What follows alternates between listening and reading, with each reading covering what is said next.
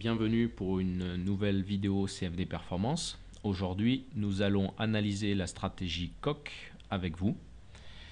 Alors, c'est une stratégie de tendance et comme d'habitude, on va commencer la vidéo par un petit récapitulatif des mouvements sur le CAC depuis 10 ans pour comparer notre stratégie. 2004 à 2007, un franc marché haussier, l'accident des subprimes jusqu'au début 2009 avec un mouvement baissier très violent, un rebond technique juste en début 2010, une phase de transition avec un marché horizontal, jusqu'en mi-2011, un accident pendant l'été assez significatif pendant l'été 2011, et depuis, nous sommes dans un marché haussier qui a de moins en moins de volatilité et de moins en moins de vitesse. Voilà, on verra un petit peu les conséquences sur notre stratégie. Maintenant, regardons les performances de notre stratégie COC sur les 10 dernières années. On passe de 10 000 à 70 000. C'est une performance relativement significative. Maintenant, on reconnaît les accélérations typiques des stratégies de tendance, c'est-à-dire que chaque fois que le marché va accélérer, on prend plein le portefeuille. Ça, c'est relativement significatif. Et puis inversement, quand on a des périodes de doute, on a des périodes à plat ou des périodes avec des moindres gains. Donc ça, c'est le pendant des stratégies de tendance. Bien évidemment, depuis début 2012, on a un marché qui n'a plus du tout de tendance et avec une volatilité très faible, donc on a un passage à plat. Maintenant, ça ne lui a pas empêché début 2013 de faire une performance significative jusqu'au mois d'août. Et puis un petit rebond ces derniers temps, donc on a quand même une stratégie qui n'est pas en panne. Maintenant, on va détailler un petit peu ce qui se passe sur les côtés longs et les côtés short. Donc quand la stratégie travaille à la hausse, bien évidemment, quand le marché était très haussier, historiquement, il y a eu beaucoup de gains. Maintenant, 2007-2009, des pertes. Quand le marché est redevenu haussier, beaucoup de gains. En revanche, on s'aperçoit que malgré un marché haussier ces derniers temps, c'est une stratégie qui a beaucoup de mal à faire des profits. Donc c'est là qu'on s'aperçoit du changement de l'absence de stratégie ces derniers temps. Sur le côté short, c'est une stratégie qui fait presque le double de gains puisque l'autre ne montait qu'à 30 000 euros. Donc on a vraiment une stratégie qui est très convaincante. Même quand le marché était haussier entre 2004 et 2007, elle a quand même réussi à faire quelques gains. Bien évidemment, quand le marché a accéléré derrière, elle a été constante. Et puis on continue de voir que même quand le marché accélère à la baisse ces derniers temps, elle arrive à en tirer profit. Donc c'est vraiment une stratégie qui est très significative dans son comportement. Donc c'est un COC qui marche très bien.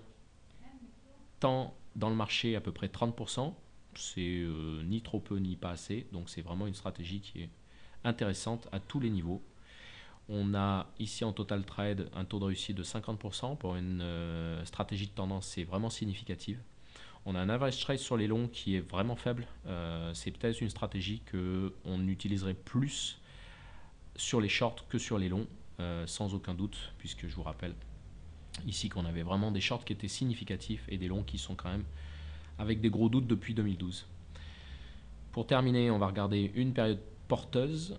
Voilà, typiquement celle-ci sur le graphique. Donc bien évidemment, on a un marché qui accélère à la baisse, ça prend la baisse. On a un marché qui accélère ici.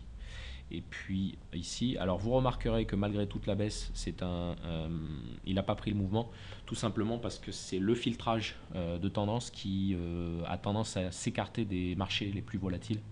Donc c'est un choix dans la stratégie. Ici, un rebond, un beau signal long, et ensuite, de la même façon, on n'est plus sur la fin de mouvement. Donc ça, c'est un petit point de faiblesse de cette stratégie, mais bon, elle a été programmée comme ça. Maintenant, on va regarder à l'inverse une période qui a été moins intéressante pour la stratégie. Donc par exemple ici. Donc là, on s'aperçoit qu'on a des démarrages haussiers ici et ici qui sont avortés. Par contre, un petit short ici qui est sympa, un autre ici, un autre ici. Et puis, bien évidemment, quand le marché est en secousse horizontale, on a plein de faux signaux qui s'enchaînent les uns après les autres et qui coûtent à la stratégie un petit peu d'argent. Et puis, quand elle reprend une tendance, on a de nouveau des gains. Donc, ce qui nous manque actuellement, c'est un marché qui accélère et surtout qui va tenir sa hausse ou sa baisse pendant un certain temps. Donc, c'est vraiment ça.